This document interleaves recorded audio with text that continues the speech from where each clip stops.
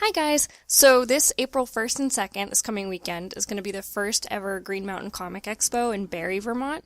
And I had the fortune of getting to do the art that's going to be on the staff badges this year, so thought I'd give you guys a little process video to show you what doing that kind of illustration is like. So jumping right into it, I worked on Betha first, and I have my rough sketch done already, because I always like to have that done. And I used a reference model to do her. This whole kind of illustration was honestly inspired by this reference pose, so I'm going to link to this model in the description. She's really, really, really great.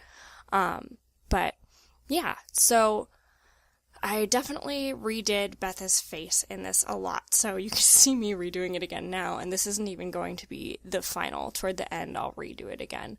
It's something that I kind of find with process like this, if something isn't working out for you, just starting again can be the best thing to do.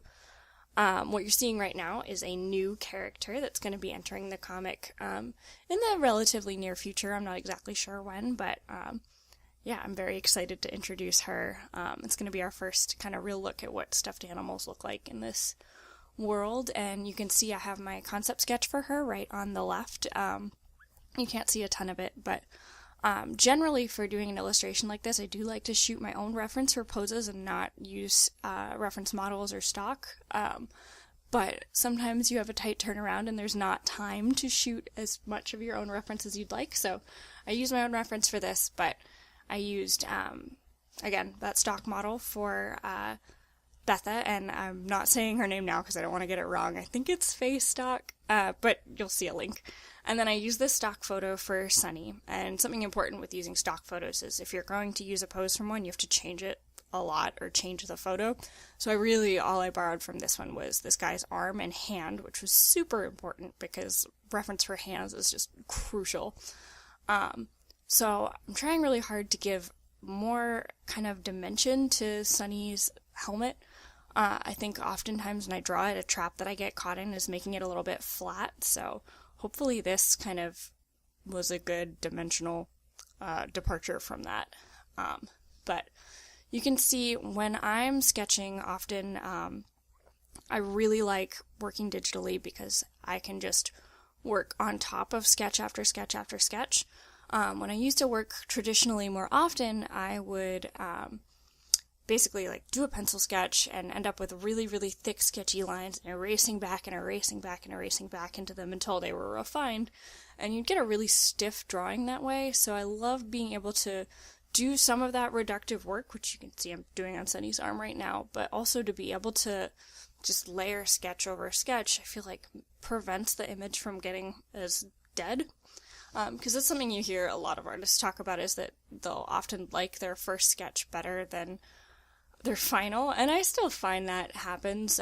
You get a certain energy in your initial sketch that is easy to lose when you're doing more refined work, but something that's really helped me kind of defeat that is this multiple layer working style. So if that's a problem for any of you guys, I highly recommend that.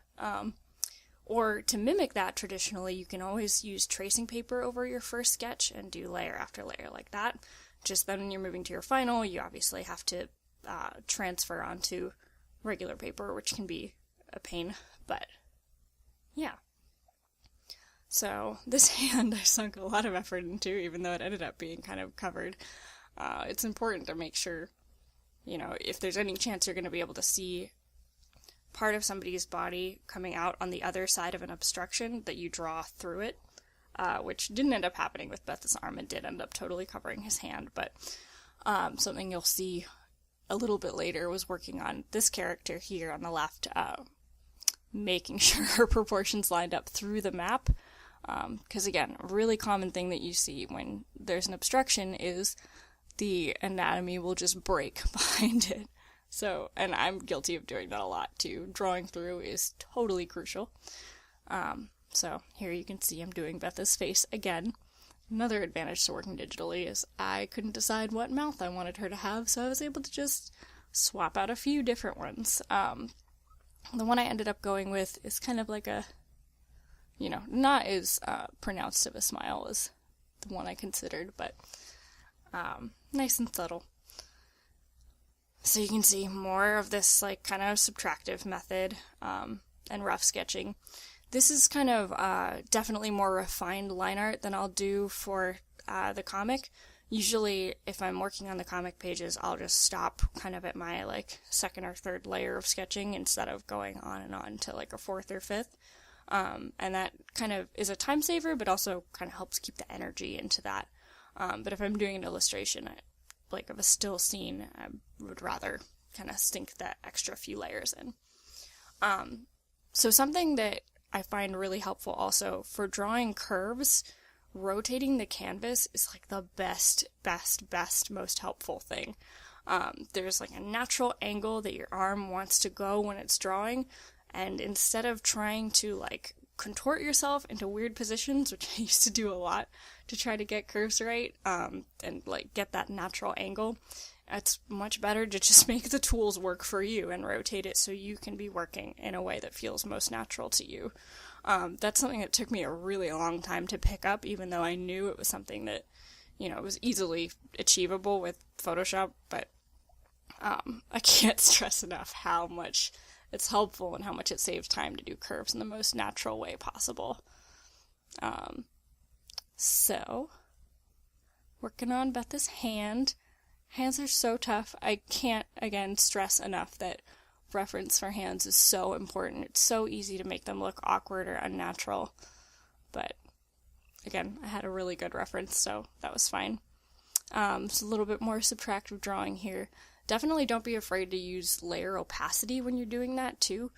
In this instance, I had kind of like, for working on those connectors on the lantern, this sketch was like pretty dense, so you could see it was easy to use opacity to work over it. Now we're on to the background. Backgrounds are still something that I'm pretty new at, so I take a lot of, inspiration from one of my favorite, sources of backgrounds is Gravity Falls, so that's what you saw in the back for reference a minute ago, just kind of, looking at how they handle trees. This is a really, really simple background, and I've been learning to do this kind of painting style where you do grayscale with color over it using, multiply and color mode, layer modes. So that's really kind of a fun way to do it. Make sure the values are on, when your colors aren't, or I guess, I don't know, I just find it really helps me because I tend to, once I start painting with color, my values get thrown off. And I'm so new, again, at doing backgrounds and painting styles that grayscale first method is super, super helpful. And then the color scheme for the background is kind of an opposites sides of the color wheel scheme. Those can be really tough to tackle too, which also, again, makes that grayscale method first really helpful. And I found this really, really great tutorial that kind of talks about those contrasting color schemes, so again, I'll link to it. I basically used a scheme from it, though I modified it enough, so you'll see. There's so many great resources out there that I will make sure that I link to. And then something else I'm trying new for making metal look more shiny is using a color dodge layer on top of whatever other metal gray layer first. So I used to just try to leave a lot of white space, but now you can see it was a solid gray, and then with the color dodge, it really gives it more of a shine instead of just this was white left here. So that's kind of been a nice advancement recently. But yeah. So this new character, she is based on a hare, basically, and I know in theory she'd be a stuffed rabbit, but I wanted to give her kind of a more badass look, so she's based on a hare, because they're tough looking. Something, though, with this image, I feel like her face just got a little bit too human. In the future drawing her, I definitely want to kind of bring her back to looking more anthropomorphic and more back to her kind of animal roots, because you can see the hares have those really long snouts, and even in my first drawing of her, she had a rounder face.